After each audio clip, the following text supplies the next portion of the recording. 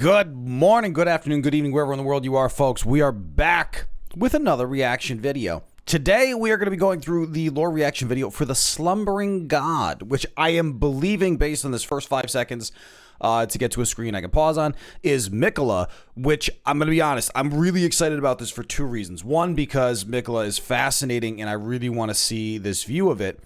But, and more importantly, because this is a pre-DLC view, which means we get to see what we thought Miquella was and what we knew about Miquella before the DLC, and then when I watch that Lore Revelation DLC, we get to do it all again. And now some people, I think, would skip to the end and be like, well, what's the truth? And it's like, but no, but I want to be here for the theories when we didn't have all the answers, and I want to see how close Vaati was to correct and how close the community was to what Miquella's, full truth would end up being, because there is a lot of Miquella's baseline story in the original, and including his plans for Radahn tied to Malenia's chestplate, the item description, Malenia's tied to Miquella, Moog, the whole thing. This is where we're going to start. I'm really excited about this. Now, folks, I may be yawning today. I am exhausted. I think this video is the only thing I'm excited about doing today. Everything else, I'm just tired. But this I am really excited for, because these reaction videos have been a ton of fun. So, let's jump to the beginning of this, and let's get going. Of the unalloyed. Miquella is many things. A fundamentalist, the unalloyed, creator of the Halig Tree, Lord of the Eclipse, Saint Trina of the Cradle Song. Just briefly pausing here, hit me in the comments. If you had to have one of these 6 titles, which one would you want? I think for me, Lord of the Eclipse is pretty cool. I think I'd go that way. But, I don't know, Unalloyed has a ring to it. Ring to get... Nah, never mind. Moving on. And not just a demigod, but a fearsome Empyrean who has been captured but is unresponsive. For now. And unresponsive. After watching this video, I think you'll agree that Miquella is a topic that almost has to be explored further in some upcoming DLC. For how could they not be? Their character is surely too major, too foreshadowed, and too intriguing to just ignore. Ages very well. So, let's learn everything that there is to know. For starters, Miquella is the demigod child of Queen Marika and King Consort Radagon, who, as I'm sure you're well aware at this point, are the same being. Yeah. You can learn more about the timeline of events from my other videos, but basically, after Radagon left Rennala, the Academy told Radagon to go fuck himself, basically. But Radagon took that literally, and he sired a 3rd set of demigod children all on his own, who were the twins Miquella and Malenia. These children appear to be represented by the butterfly items in the game, and the nascent butterfly appears to represent Miquella. I hadn't thought about the butterfly. Someone mentioned that there's a new one for Mesmer in the DLC, and that's what first started this train of thought, but seeing them right there like that really kind of cements it.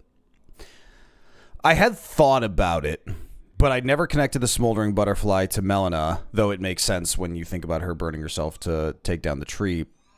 But the nascent, I guess I didn't have enough on Miquella to run away with, but the Scarlet Rot butterfly, the Aeonian butterfly, that one I always connected to Caelid, but not to Malenia herself until her phase 2.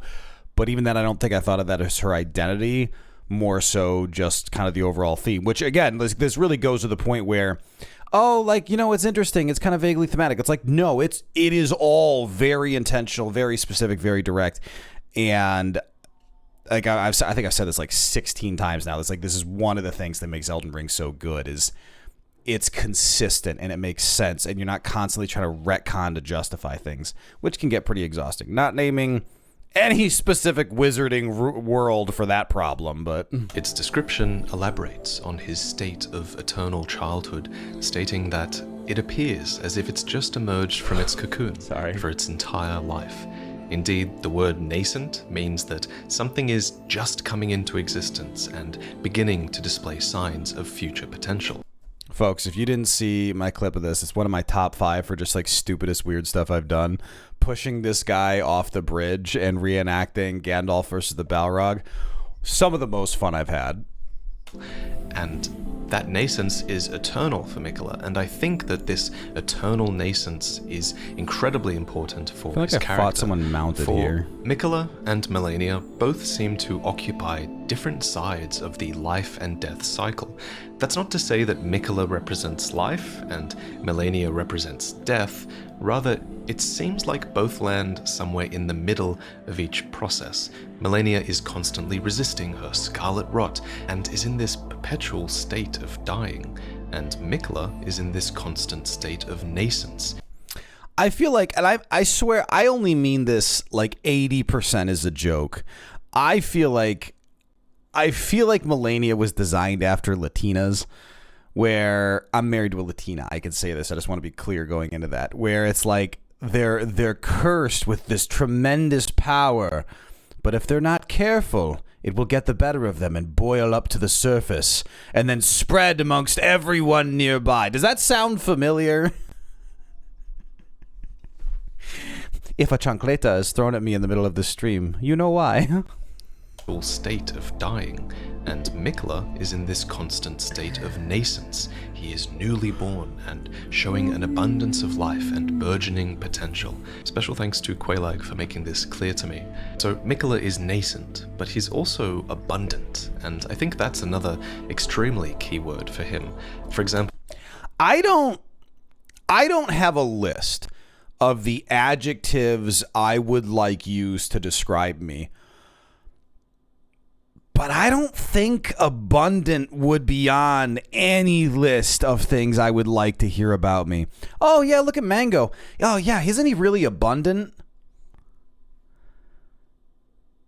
Am I crazy, or does that feel like a weird thing to say about someone? It could just be me. Well, there's this cut weapon called the Abundance and Decay Twin Blade, which symbolizes the twins and suggests that the twins were born from an inseparable fate and hold the runes of both abundance and decay between them. Not to mention, the word abundance is also literally spoken by Miquella in his cut content. And thanks to a very recent discovery by Sekiro Dubi, we know this cut dialogue I'm about to voice is Miquella speaking. And here, he appears to be leading you towards a unique ending for the game, and he talks about his ability to make life flourish, stating, "This is for thee, mine abundance, my drop of dew. Quench thy thirst throughout thy frame, blossom and burgeon, time and again, grow larger, stronger, until the day cometh, when thou canst share in my dream. Elden Ring, O Elden Ring, beget order most elegant from my tender reverie." And before I go on, I do want to say that Miquella talking about his abundance is cut content, and you shouldn't really take it as canon, but I think it does give us a deeper look at not only the powers that Miquella might have had, but also the world that he could create. He goes on to say, So we know, so I'm going to watch Vaati's Lore Revelations video, which is somehow only like 36 minutes. I think I've already cataloged that for my research. And like that does not feel long enough for Lore Revelation. But I guess if you're building on, you're not writing the whole thing. You're saying, hey, this is what we thought we do. This is what it is now. But based on what we know, you know, so he let me back up here. Vaati is positioning Miquella as incredibly powerful. And I think the data and the lore supports that. But this thought of, you know, abundance, I'm presuming they cut his quest because they decided, look, let's just do a full DLC. We have more we want to do with this. But they talk about all his power, but in the DLC, the only instance of his power we see is mind control. Like, Miquella is positioned as, I mean, both physically, like, very clearly frail, though, you know, he's Empyrean, who knows? Like, he, you know, maybe he could slap me across, you know, the universe. I don't know. But he's positioned in the entirety where his only thing is mind control and a game plan that is very fundamentalist and hopelessly naive, even, of, oh, I'll do this and it'll protect the whole world. but it's so clearly naive, even in the context of the DLC. It's one of the things that I didn't like about the DLC in terms of the story. Like, I like the way it progressed with his knights and these other things, the rune breaking, some of the knights breaking free, some staying with Miquella. Like, I liked the progression of it, but the overall, I felt like Miquella was a very incoherent villain, so to speak. And more than just you have to pick up the pieces on your own sort of way. Like, don't make me guess and don't make me dig for a reason to not like, the villain I'm overthrowing. Like, digging for huge backstory and nuance within the lands between, great. There's so much history and so much revisionist history and so much complete bullshit like that. When you put it all together, it creates this really, really three-dimensional and beautiful world that you do have to appreciate, needs to be taken with 10,000 grains of salt to believe in something. And I think that's really beautiful. And I think in the DLC, though, I don't really know. Like, Miquella just doesn't feel fully coherent as a villain. And so all this talk here, so looping this back, all this talk here about like his abundance and his power and these things, and then the DLC, it just, am I crazy, or does the gap between these feel really large? Also, sorry to pause for so long on the infested. If thou covetest the throne, impress my vision upon thine heart. In the new world of thy making, all things will flourish, whether graceful or malign. And I love that final line, all things will flourish, whether graceful or malign, because Miquella isn't enforcing any real notions of good or evil here. Instead, in the new world of his making, he simply wants all things to flourish, and I feel like that is a very unique viewpoint for a character in a Souls game. Not to mention, Miquella is certainly one of the few beings that is capable of creating this new world. That's because he is an Empyrean. He is one of the very few who were candidates chosen by the Two Fingers to succeed Queen Marika and become a god, to usher in a new age. Now, we could go into an entire debate about why the twins are valid Empyreans and why they were born afflicted, but honestly, that could almost be an entire video of its own. So being born afflicted could be as simple as, let's call it incest. It's Marika and Radagon, take your pick. But it could be as simple as, that there's a reason you're supposed to pull from other, pools like Godfrey and others is to balance things out. But if you have divinity create divinity, it comes with side effects. It could be that simple. Give the simple answer, which is that these twins were probably valid Empyreans because they have singular parentage from a god, but that this singular parentage was probably also responsible for their afflictions as well, due to the almost incestual implications of such a thing. Why Am do I feel like smart? It was George R.R. Martin that wrote this part? I'm not gonna lie. I'm gonna take a victory sip because I'm feeling pretty good about that one.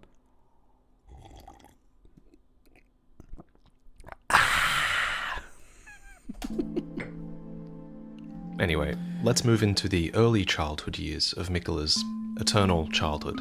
Miquella's early years were clearly quite inspired by their father, Radagon, who fostered a bit of a fundamentalist streak in his You get a little prodigal thigh son, in this video, and apparently. Miquella would go on to invent My thigh is so fundamentalist pasty. incantations of his own, dubbed Discus of Light and Triple Rings of Light, which he gave as gifts to his father. These gifts reveal that Radagon and Miquella had a good relationship, and Radagon must have been proud of his son because these two spells do represent those two key fundamentals of the Golden Order, namely that... I do think that's a reasonable conclusion. Anytime you start toying around in family and whether or not they have a good relationship or not, especially when you think about the eons of time spanning here, you're playing with fire. But I think the personal nature of the magic, the style, its symbolism, I do think that's very suggestive. It's not to say it's guaranteed. It could also be a, making peace, trying to, they really deeply care about each other but have a terrible relationship. Like, everyone knows, like, relationships like that where you really care about someone But you're like, I can't be in the same room with you for more than 2 days. Like, I can't. Family reunions are the worst. Like, I'll text you. I love you. You need me, I'm there. But like, we cannot spend time hanging out. So it jumps. It's a little presumptuous, but I do agree largely with the conclusion that's drawn there. And I think for the context of Elden Ring, I think it's safe to say that the rest of the options don't really matter. They are, for all intents and purposes, in a good relationship. Which begs the question, like, we've got to get to that, right? Like, what is... So, Radagon and Marika are the same thing, which I guess for gods, maybe that isn't a meaningful distinction. Maybe to them, it's still mom and dad. Like, that's reductionist when talking about divinity, is because... But, so if Radagon and Miquella have a good relationship, presumably it's known to Miquella that Radagon and Marika are the same but split, and they're just cool with it because, again, gods. But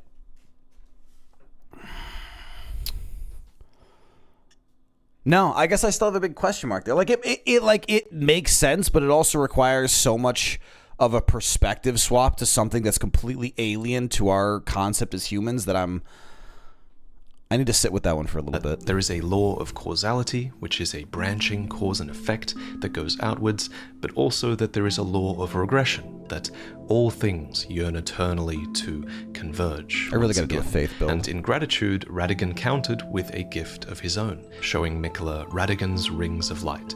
These incantations would go on to become core fundamentalist spells, as they are true to those two concepts that form.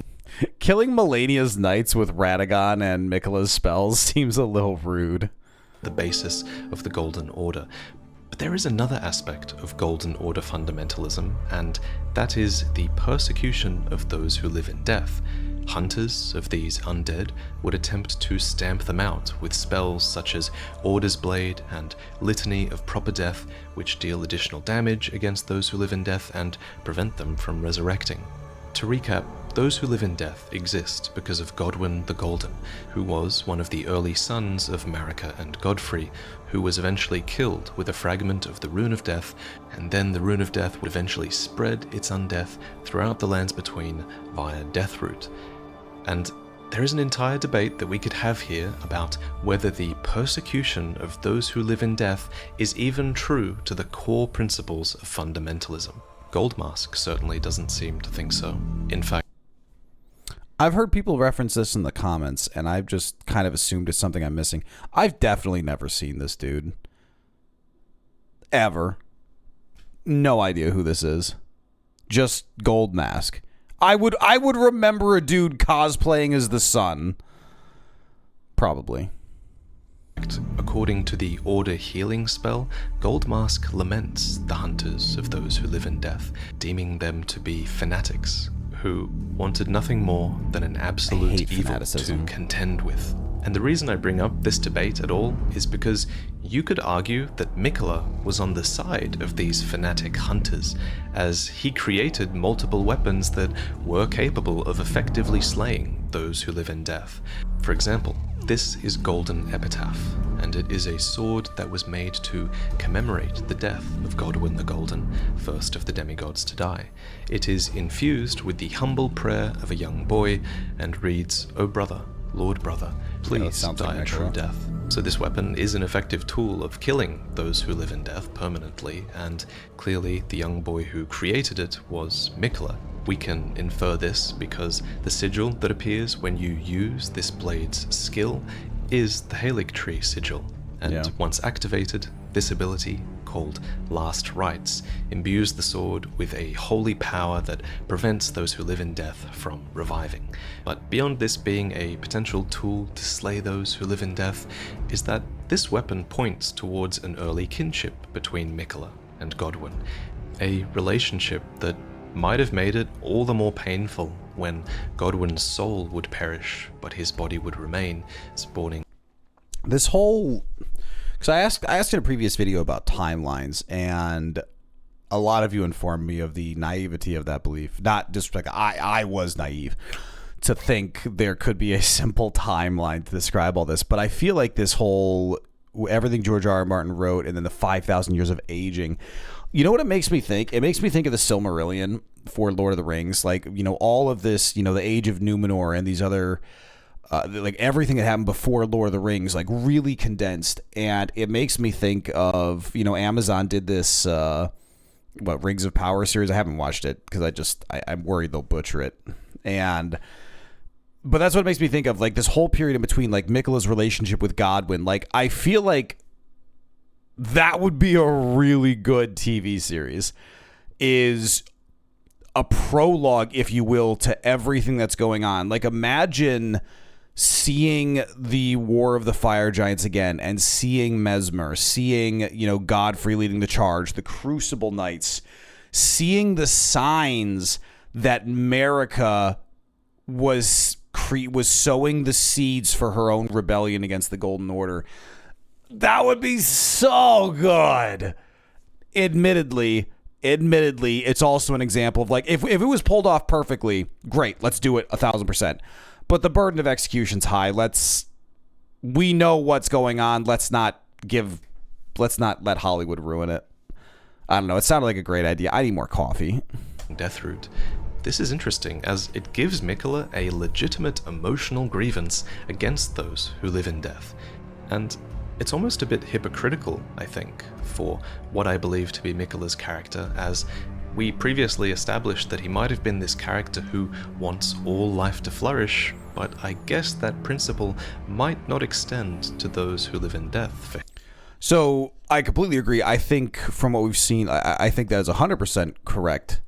And I think the thing to remember for folks here is gods are all, like, first of all, a god that isn't flawed is just bad writing, in my opinion, with rare exceptions. Greek mythology is, of course, you know, one of the greatest sources of divine inspiration when it comes to what divinity looks like. And one of the reasons Greek mythology is so wonderful is because it feels realistic, because they have powers. The gods are incredibly powerful, but they're also massive hypocrites. They're gods. They can do what they want. Their power is largely unchecked. And so when they change their mind, some of the other gods might be like, oh, you changed your mind. They're like, nah, this is always the way I felt. I just didn't know it before. Of course Miquella's a hypocrite. They're all hypocrites. Like, that is what divinity is, because there's nobody to check their power. Of course they're hypocrites. This sword might not be the only representation of Miquella's relationship with Godwyn. That relationship is potentially strengthened even more when we consider this statue found in Elfale before the Halig tree. It depicts a larger figure who is clearly embracing the two Empyrean twins, Miquella and Melania, but then who is this larger figure? It could be their parent, Marika or Radagon, but then it doesn't have their signature hair braid, and kind of looks like a hybrid. It has this long, wavy hair. What's more, the statue asset is flat-chested, which appears to rule out Marika, at least. And after reading a good amount of debate online about this, folks, I've seen Radagon. He's not flat-chested either. I am sorry, but dude has been to the gym. I think it's a fair conclusion to say that this statue represents Godwyn, who himself does seem to have long, wavy hair. And this statue being enshrined here really tells a story. It's a story of two gifted but afflicted siblings who were supported by their older brother, but then they were left alone, as their older brother would become the first demigod to die. And this isn't the only statue in this location. Far more prominent in the area are these statues, which depict two siblings left alone after their brother died. There was one sibling, Miquella, who was forced to remain as a young child, and another who grew up in great pain, eventually losing vision and limbs to rot and decay. These statues are everywhere in the Halig tree, and they tell that sorrowful story. They are an early sign of Miquella's extreme empathy for his sister, and they foreshadow his desperate attempts to give her relief from her terrifying condition. And so the young Miquella abandoned fundamentalism, for it could do nothing to treat Melania's accursed rot. This was the beginning of unalloyed gold. I think that checks out to me. Do we? So I think the Godfrey connection. Then I'm not an expert on the statues. I mean, tarnished archaeologists might go into it. So let's pretend it is Godfrey for the sake of argument. I think that is a very reasonable connection, even based on what I just said about, the Silmarillion perspective. This idea, there's a lot happening behind the scenes, and the notion that, one of the siblings stepped up and was really there for them. Because remember, of all the gods, they're the only two like horrifically afflicted, because Moog and Murget are underground and possibly people don't even know about them. And they're not afflicted, they're just different. Whereas these two are genuinely afflicted. Scarlet Rot and permanent nascency are genuine afflictions. I think logically that whole perspective makes sense to me. And I think more than just making sense, I think it's very narratively rich. I don't know if it's true based on like the details and what we've seen. I know they've done some asset data mining, but I think the notion that it's tied to Godfrey's death and that then forced them to depend on each other, I think that's actually quite beautiful. And sad. Ronnie, you big jerk. Ugh, but Ronnie did it for good reasons. Why Godwyn? Why'd she kill Godwyn? So, what is unalloyed gold? Well, an alloy is something that's created when you combine metals, usually because you want to create a stronger compound at the expense of its purity. So, if we were to view Marika's Golden Order as if it were a metal, which I think is something that the lore wants you to do considering the implications of the tarnished and everything like that, then Marika's Golden Order would definitely be an alloyed metal. Just think of all the foreign powers that it's absorbed in the interest of strength. For example, Godfrey and his Crucible Knights were enlisted to devastate Marika's enemies, the ancient dragons were won over and eventually became a part of Laendel's forces, even the House of the Erdtree and the Moon were married at one point. Literally. After all, as Muriel puts it, all things can be conjoined under the Golden Order, so I think Marika was definitely open to fusing factions and ideologies to an extent, as long as it made her treasured Golden Order alloy stronger. So hopefully now you understand what I mean when I say that Miquella's gold is unalloyed. It is pure, it is untainted, and it is, perhaps, a singular ideology. And if you subscribe to the idea that the cut content is still representative of Miquella, then I would say that his ideology is what I had Miquella quote earlier, that in his new world, all things should be allowed to flourish, whether graceful or malign, and that is his pure ideology. Though, of course, that is my speculation based on cut content as well, so please keep that in mind. I don't know enough about the cut content to connect those pieces, but largely I'd say that, that ties together. Though I'd say from what I've seen from having played the other is there's more of an emphasis on, how do I describe it? Like just creating this perfect utopia. It doesn't feel so much like abundance as it does like perfectionism, which again is, I think, a very naive goal. But Miquella's unalloyed gold couldn't have just been this metaphysical concept of pure ideology. It was a physical material as well. For example, this is an unalloyed gold water lily, said to have been beloved by Miquella. This is a bewitching branch, blessed with an incantation of unalloyed gold. Unalloyed gold decorated the armor and shields of his soldiers, it was inserted into their weapons, and most importantly, perhaps, it was forged into a set of armor for his sister, Malenia. Because, remember, the whole reason Miquella embraced unalloyed gold in the first place, it seems, was because he thought that it could treat his sister's accursed rot, while fundamentalism could not. And he was right, for Malenia's scarlet rot is no mere disease. It's literally the divine essence of an outer god, and Malenia is its vessel that will one day bloom into a true goddess.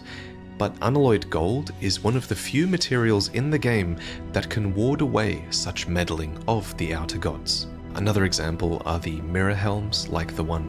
I was just going to say, it's making me think of M. Night Shyamalan's Signs with the tinfoil hats. that EG wears, which literally reflects the influence of the outer gods. And personally, I think the reason that unalloyed gold inhibits the meddling of the outer gods is because it is a pure metal and potentially a pure ideology. But if that's not enough reason for you, then Quelaag actually has a great video where she breaks down potential reasons at a chemical level. But at any rate, reasons aside. Well, but hold on. If we're going to start to getting into metallurgy to describe why it might, be successful at impeding the gods, you can't. I am trying to limit myself from using physics too much to justify Radon stopping the stars and all this. It's magic. It's fine. But if you start to use physics then to explain why gold inhibits the gods, well, then we also have to, because if we're applying that, don't we also have to acknowledge that gold is an absolute shit metal to use for metallurgic purposes related to blacksmithing? It's a soft metal. It's shit armor. It's heavy. It's soft. It's absolutely useless. You would never craft anything out of it. If there is gold on an armor or a blade, it's a decorative piece. You will ruin it. So we can't have both, can we? Miquella crafted needles of unalloyed gold, which could be inserted into the tortured flesh of one afflicted by rot to alleviate their suffering and forestall the effects of the rot. And true to the needle's descriptions, the outer god of rot isn't the only one affected by this. Our character actually uses the final version of this unalloyed gold needle to subdue the outer god of frenzy, which is something you might want if you decided to be a terrible person and burn down the world. Anyway, when we first find Miquella's needle, it's been broken, snapped in half, and picked up by a commander at the very center of the Scarlet Swamp. But once this needle has been prepared, we can give the golden needle to Millicent, proving that it does indeed work to forestall the rotting sickness, to remove pain and nightmares from the afflicted. It is, after all, lovingly crafted by Miquella himself. Well, this is a marvel indeed.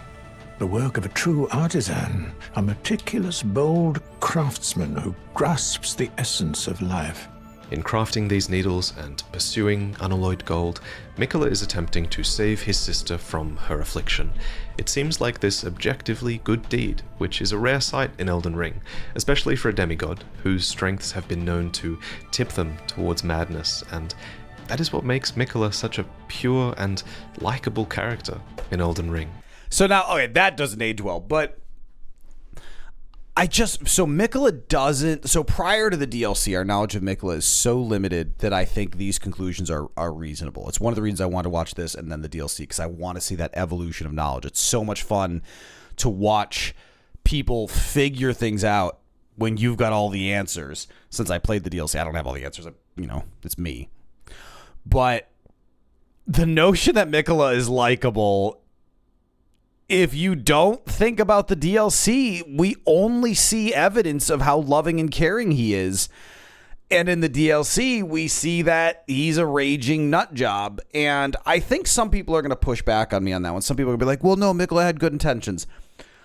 The road to hell is paved with good intentions. And don't get me wrong, that saying should not be bandied around as often as it is. But if you look more than 2 steps ahead of what Miquella's doing, you can see it's a horrible fucking idea. You can see how fundamentalist and fanatical his notion is. Oh yeah, no, folks, world peace.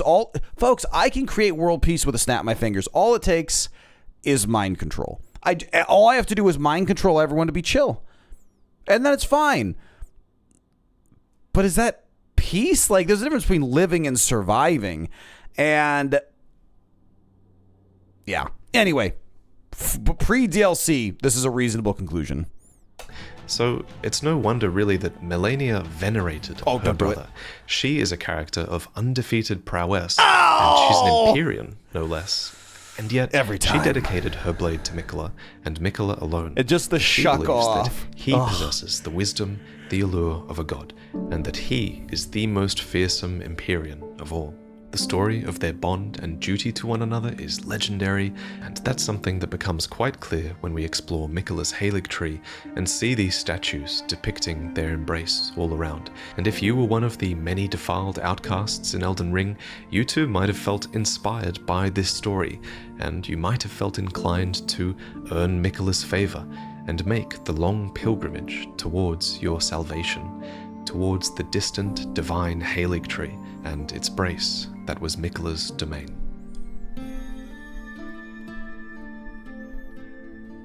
So first, what even is the Halig tree? Well, it's pretty obvious that it's a sort of Erdtree.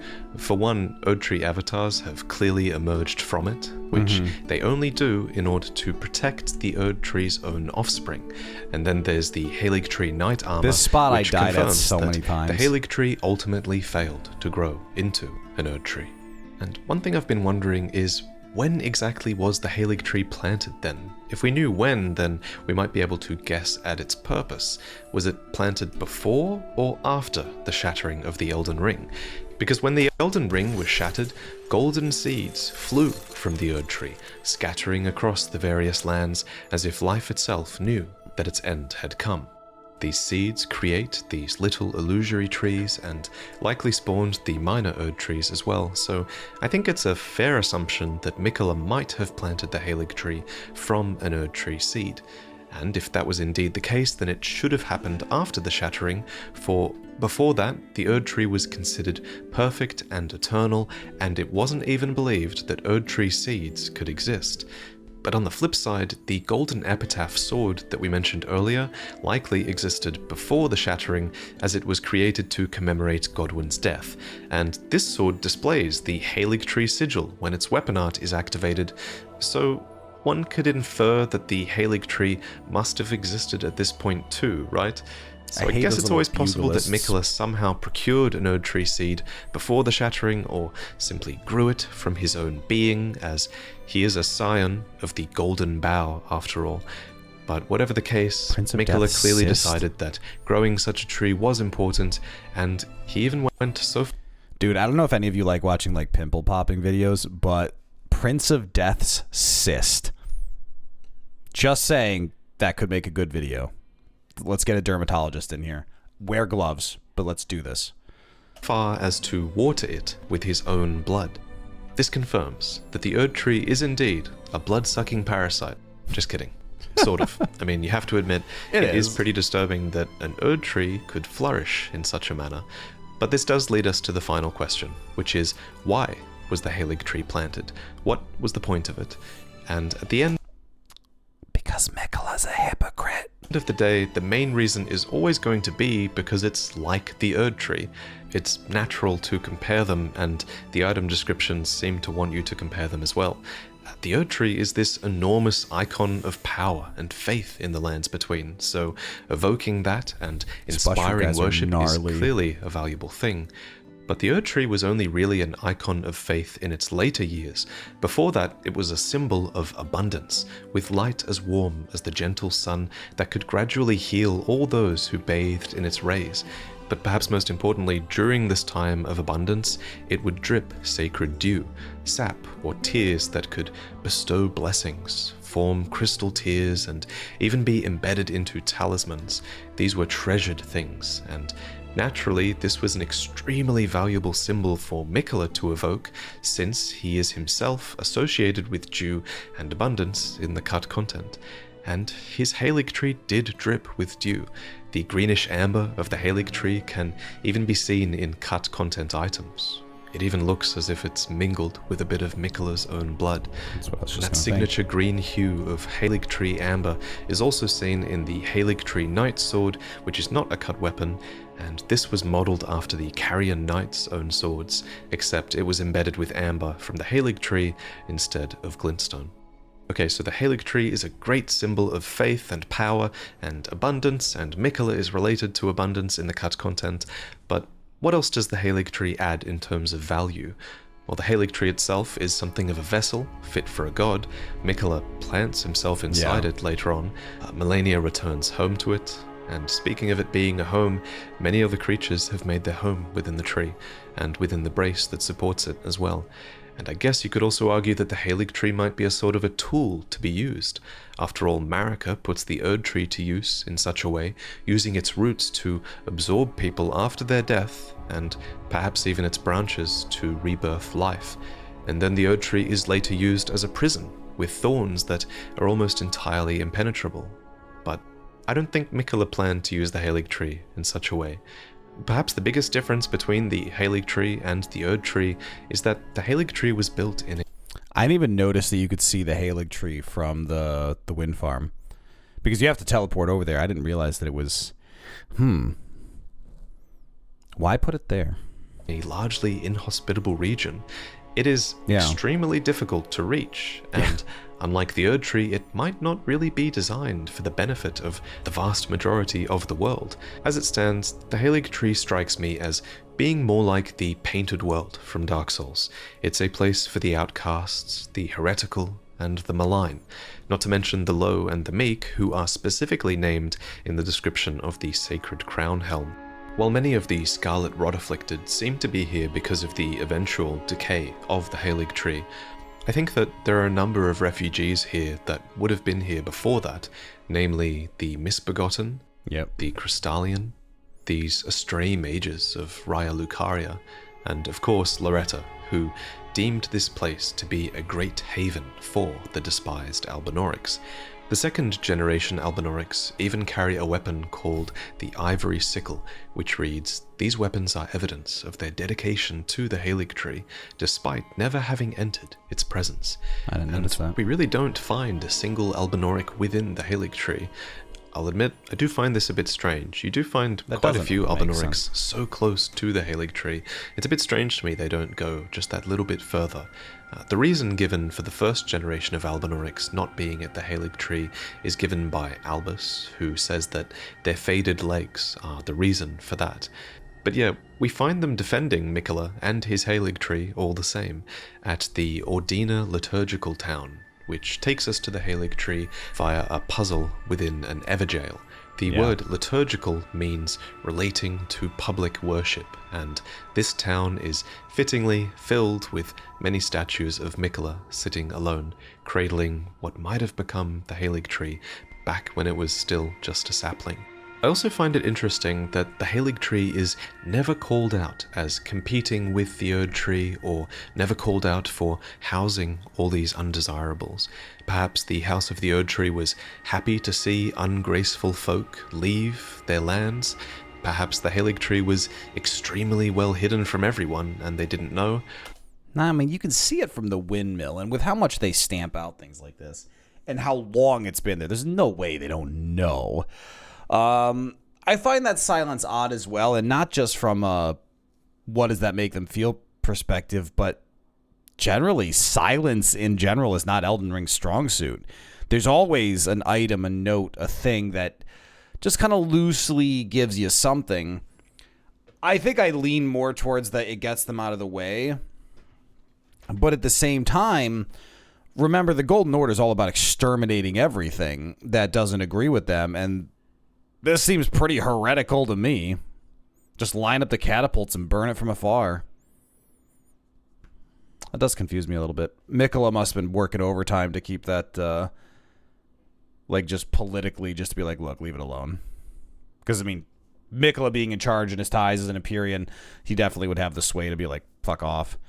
So, Or perhaps Miquella could just get away with it because he was beloved by all. For example, the Bewitching Branch is an item that you can create from Miquella's lilies, and it is blessed with an incantation of unalloyed gold and reads, "The Empyrean Miquella is loved by many people.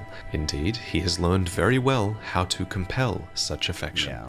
And that second part that says he has learned how to compel affection, to me that's saying that Miquella is very good at knowing how to inspire others' affection to his own advantage. It's not inspire. And nowhere is this more clear, I think, than at Castle Sol. I remember this place. This is the Erdtree Secret Medallion.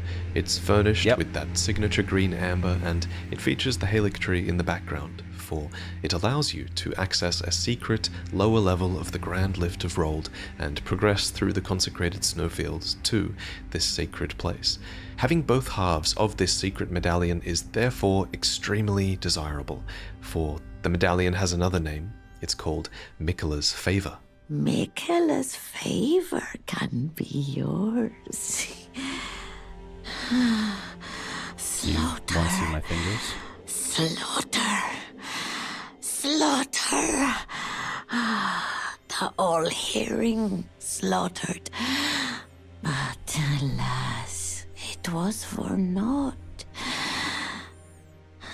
But all you need do is snatch it from the big pot.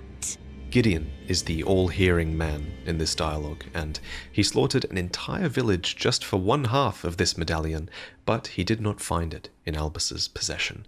But you can, and the other half is at Castle Sol, right before a nameless phantom who says this: Lord Miquella, forgive me, the sun has not been swallowed, our prayers were lacking, your comrade remains soulless, I will never set my eyes upon it now, your divine Erdtree. Your comrade remains soulless.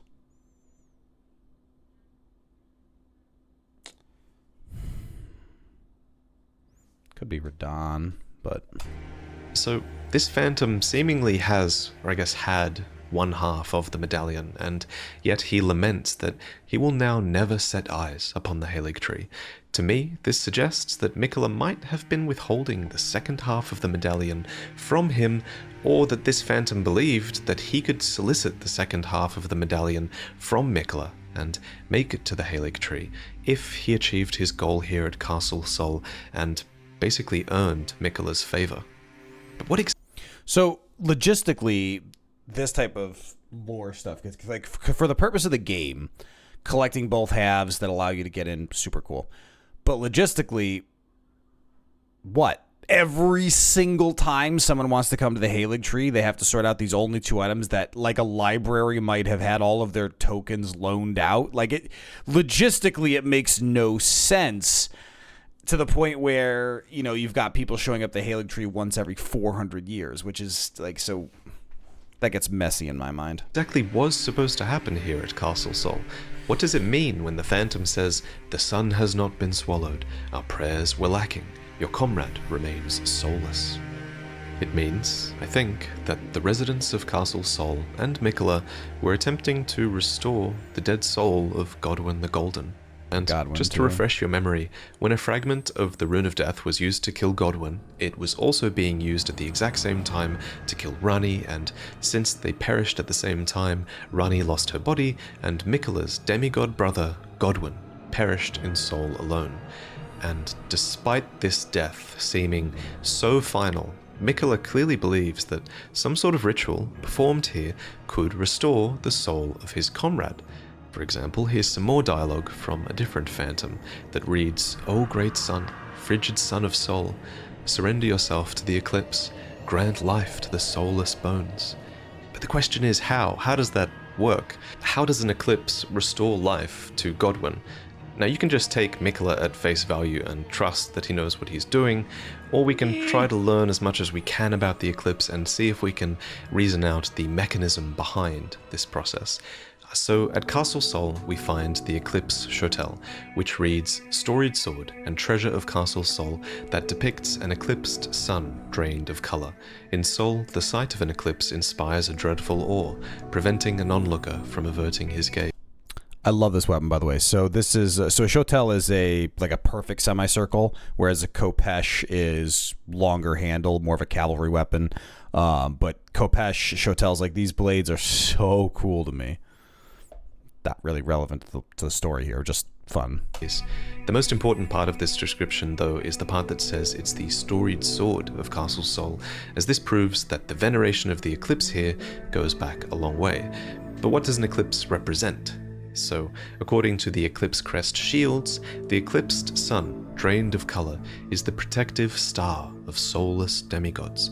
Honestly, I think calling it a protective star is kind of the closest we come to understanding the mechanism here, because you could reason that a protective star might be a sort of outer god that lends them power, though that is just speculation. The description goes on to say that the sun in eclipse is said to be the symbol of the wandering mausoleum where the soulless demigods slumber. So note that it says demigods plural here. Now, this could be because the wandering mausoleums come to house many demigods from a gameplay point of view, because you can take their remembrances here.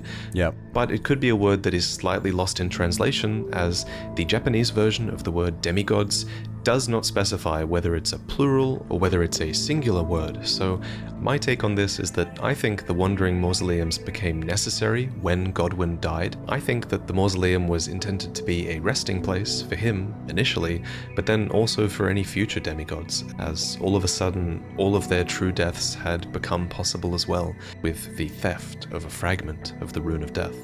The Mausoleum Knights themselves are these headless soldiers who behead themselves, willingly following their master into death.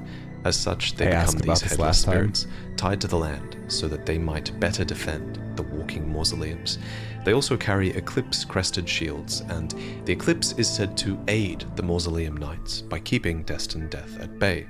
It is their symbol, and by keeping destined death at bay, maybe it's helping to keep their souls tied to the land. We could speculate for a long time on how the eclipse has this power. Horse headless too? I've done my best. Maybe other people have a better take on it, and is that maybe necessary? you guys do in the comments. But in the end, it's simpler just to trust that Miquella knew what he was doing with the eclipse at Castle Sol, where he wanted to block out the sun and restore Godwin's soul. All that said, we can't trust him too much, I guess, because it's important to remember that this ritual failed. According to this phantom, the sun was not swallowed. And I guess the protective star of the soulless demigods did not listen to their prayers, and it did not appear. But it is really fascinating to learn that such a thing might even be possible. That Godwin, whose soul seems to be as dead as Rani's body, might actually not be. So if his soul is somewhere, then where has it fled to? A part of me wonders, if his soul is lost, then maybe it's lost within a dream. One theory I did come up with regarding the mechanism by which speculation which Godwin's soul is brought back by the eclipse is that his soul might be brought back by bringing about a sort of artificial dusk with the eclipse. That's because those who live in death are called the Duskborn, after all, so there is an association between night and death, to be sure. And there's also an association between death and sleep. For example, when you pursue Fia's questline, you use her as a medium to enter Godwin's deathbed dream, which is an entire dreamscape where the dragon Fortisax is futilely fighting against the death in his companion. And then there's Roger, who speaks this line of dialogue as he is on the precipice of succumbing to Deathroot. Yeah. Maybe I should tell you. Lately, I feel I'm on the precipice of falling into a deep, fathomless slumber. Yeah, me too, buddy. He does say he's about to fall into sleep. So, in conclusion, a realm of death does seem accessible through dream, and I think this is the perfect time to mention that Miquella has an alter ego. Some say she is a comely young girl. Others are sure. Source is St. Trina's sword. It has to be, but St. Trina's sword's in the base game? Where is that? That feels like a DLC item. It clearly is base, but... Sure, he is a boy. This is where we have to talk about the enigmatic figure named St. Trina. Well, that's a good transition. Perhaps the biggest in-game clue about St. Trina's true identity is Trina's lily, which bears this undeniable resemblance to Miquella's lily of unalloyed gold. Its description reveals that it is a symbol of faith in St. Trina, dulls the senses, preventing agitation. Oh my god, I need to give that to half of my From Software fan comment section. Good lord. If I hear Makiri counter one more time, I'm gonna lose it. Naturally, it can be used to craft a bunch of sleep-afflicting items like St. Trina's Arrow, which states that the sweet oblivion of sleep can become quite the habit, and it tells of the priests of St. Trina who use these arrows to spread their teachings, though the Japanese description seems to specify that these were more of a tool used for their rituals.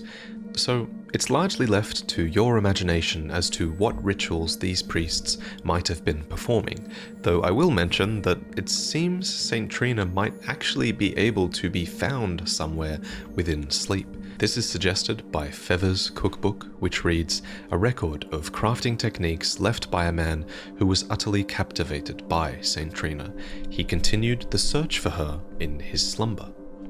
We get a side profile of her in the hilt of St. Trina's sword, which hints at that Yeah, I definitely haven't seen that sword. I missed it somewhere. flowing astray hair that she has, and then we get a much better front-on view of this feminine adult form upon St. Trina's torch. The carvings depict St. Trina, but in adult form, somewhat unnervingly. The carving is indeed unnerving, and it's certainly Because the way that's phrased, it sounds like the fact that it's an adult form is the unnerving part, and that's a disturbing way to phrase that. strange, considering Miquella is supposed to be eternally a child. It raises the question, what has to happen for Miquella to grow up into this? And why is this bizarre creature the adult form that he takes? Another question worth asking, I think, is whether Miquella even has total control of St. Trina. What if he's in a similar situation to Marika Radigan, where their alter ego is an opposite of sorts, and able to act almost as if they have their own free will? So all of this is definitely a little bit of a disturbing view of what St. Trina could be, but I guess we do have cut content that does somewhat reassure me that their alter ego is still a benevolent person. This cut content was first showcased by Sekido Dubi, and this cut content is truly ancient. It exists in one of the oldest versions of the game that we know about, so a lot has probably changed since then, but regardless. So, I mean, it's cut content, but it's literally there. I thought the cut content was like data mined plans, not like, no, it's there. Unless someone remodeled that, but still, that's crazy. That's really interesting. Really looking forward to the DLC contrast on this. Actually, maybe I should do the DLC one next just for the immediate contrast. Let me know what you think. Here we can learn about St. Trina's crystal ball, which once read, "A crystal ball full of mist, symbol of St. Trina of the Cradle Song. Copies dream mist from a sleeping being. Dream mist was once used as an ingredient in rare and potent physics. May the quietude of slumber come to all and sundry, even to those whose red eyes burn with the flames of frenzy." So this reveals that this cut version of St. Trina even once had sympathy for those afflicted by the flame of frenzy. They even went so far as to teach the merchants their songs. Our song derives from an old lullaby, sung for us long ago, deep inside our tomb. But whoever it was sings no longer. Its melody allowed us to sleep, despite the cursed flame.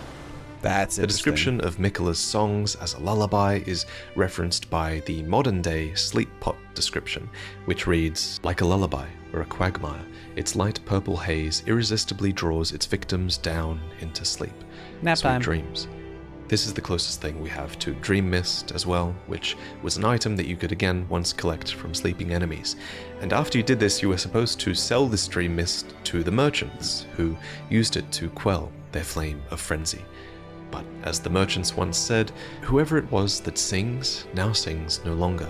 And this is a detail that has remained intact even in the final version of Elden Ring, with St. Trina's sword stating that St. Trina's appearance was as sudden as their disappearance. Something clearly happened to Miquella that prevented them from continuing their work as St. Trina, and that is what we will discuss next.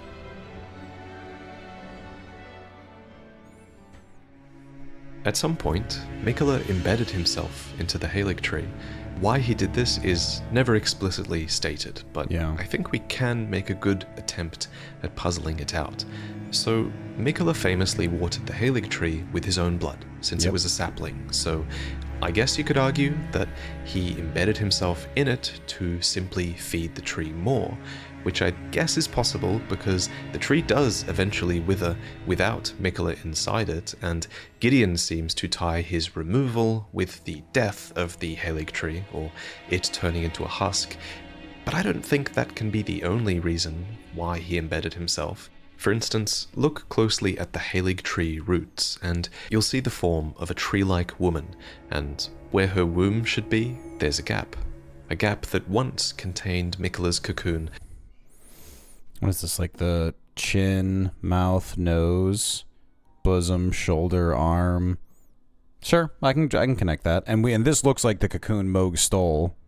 Cradled by the Halig tree.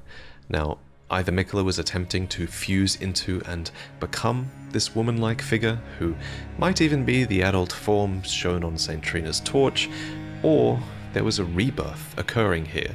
This is a cocoon within a womb, after all, so rebirth could have been the intent here, but regardless, it seems things ended prematurely. God, Moog is so Miquella would creepy. eventually be ripped out of the womb, and the Halig tree would split and decay.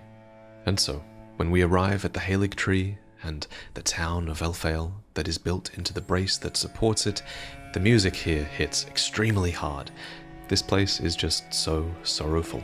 For the Halig tree and Miquella's lilies and even St. Trina's lilies are all wilting, and all who live here are just hoping and praying for their lord to return.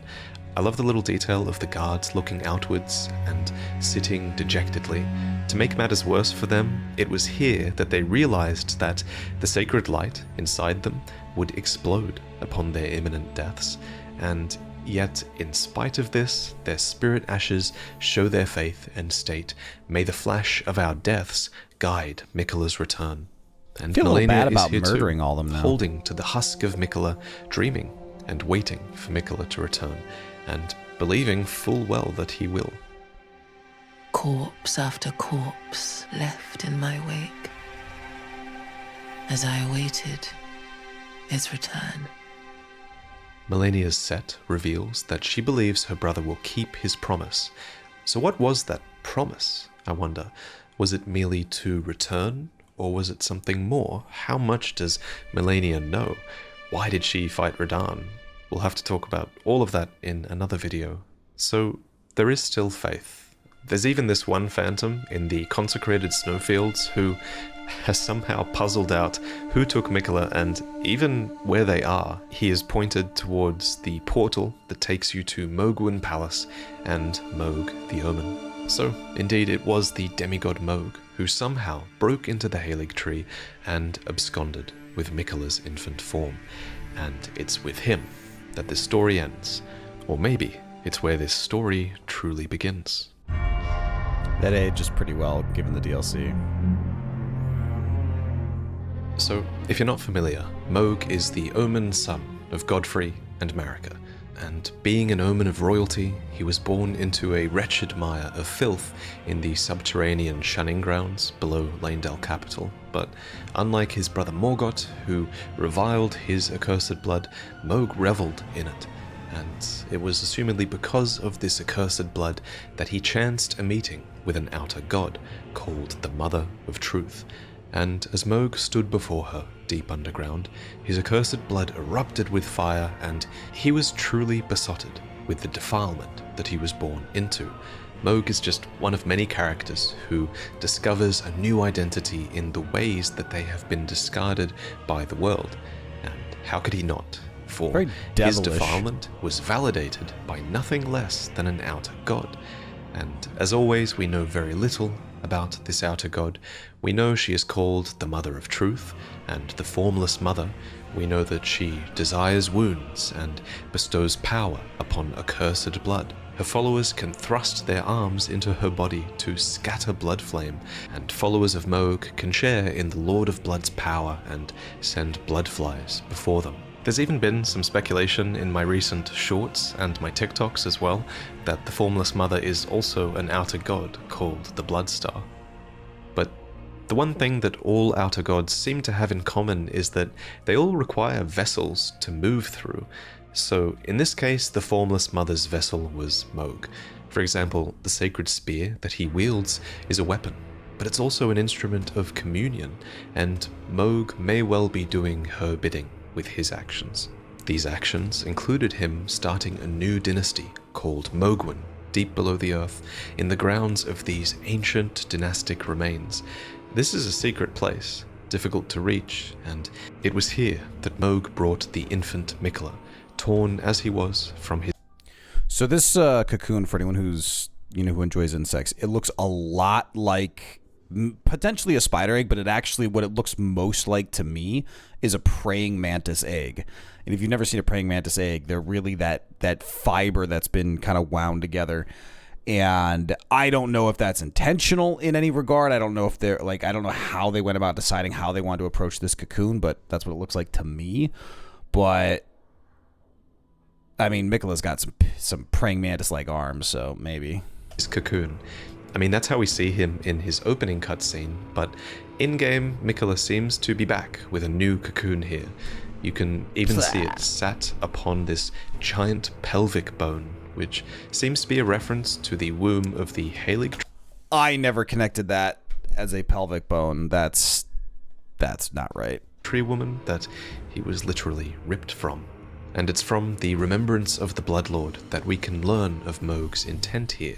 He wished to raise Miquella to full godhood and become his consort, taking the role of monarch. To this end, Moog has begun soliciting blood offerings to Miquella, and that certainly explains the state of so many who reside here. According to the Lord of Blood's exaltation talisman, he proclaimed, "Render up your offerings of blood to your lord, drench my consort's chamber, slake his cocoon's thirst. His awakening shall herald the dawn of our dynasty."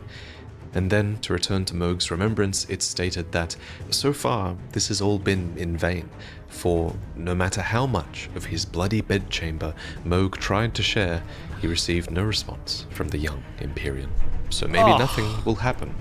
Or maybe, just red flags everywhere. According to the Pure Blood Knight's medal, it is not yet time, for Moog yet slumbers beside the divinity. Be patient. The new dynasty is nigh. What do you think? I mean, it's kind of hard to know. Even Gideon has no clue. But something does seem to be happening to Miquella in there. He has clearly grown, for one, since being... Did not real... So this must mean the assets in there, and they're using the... this camera view to kind of sneak better looks, because this is not available if you just try to look in the game, but that's wild. Taken, so maybe his adult form is manifesting? And personally... Really should have left the cocoon closed, though. This is really speculation, but this reminds me a lot of Berserk, which we know Miyazaki is always inspired by. Spoiler warning, really, you should watch that show, but there's this moment at the very end of the first chapter where Griffith betrays his companions.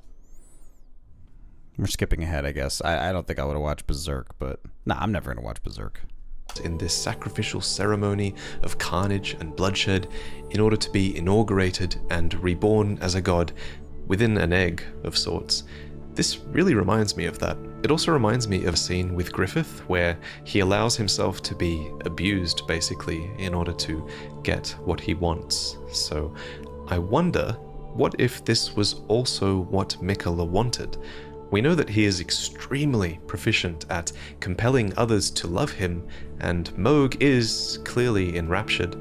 We know that Miquella is an Empyrean prodigy, and we know that his sister, who knows him best, has total faith that he will return. Yeah. So you'd think he's still in control of the situation somehow, but that could be a part of the tragedy, and Miquella, this benevolent being, might not have predicted this at all, and is now being completely taken Kindly advantage Miquella. of.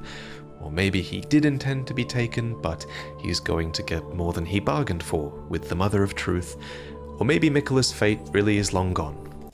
I think he covers this really well, and I think a lot of his first thoughts, Vaati's first thoughts, are really what end up manifesting the DLC. There's one other thing I want to mention. There is this place called Miquella's Hideaway in the Altus Plateau, and here we can loot Amber Starlight, which Seluvis mentions is the very fate of a demigod. Clearly, since it's here, you'd think it's Miquella's fate, right?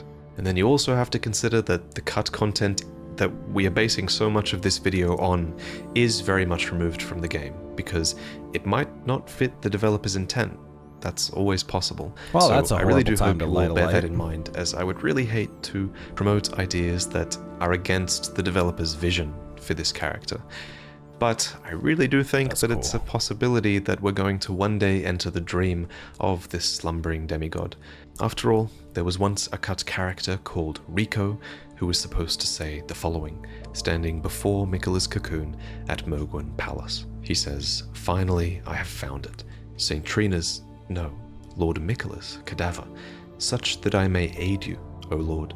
So please, I hope you welcome your humble servant Rico into your dream, the world of your heart.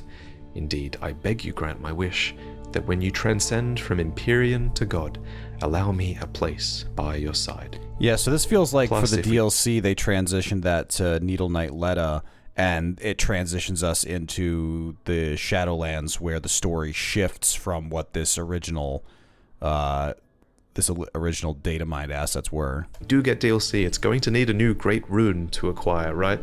That's a huge gameplay mechanic in these games, and it'd be weird if DLC came and you couldn't get more Great Runes.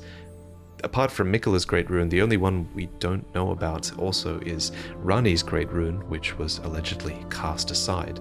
So there's always that to consider. where's Rani's? But hopefully we get some DLC to answer these questions, or more likely we'll get DLC that will give us more questions than we started with. But we'll cover that in another video. Always how it seems to go.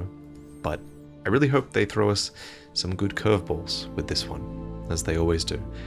But regardless, it's always a ton of fun to speculate with you all, so if you're still listening to this extremely long video, thank you for giving me your time today.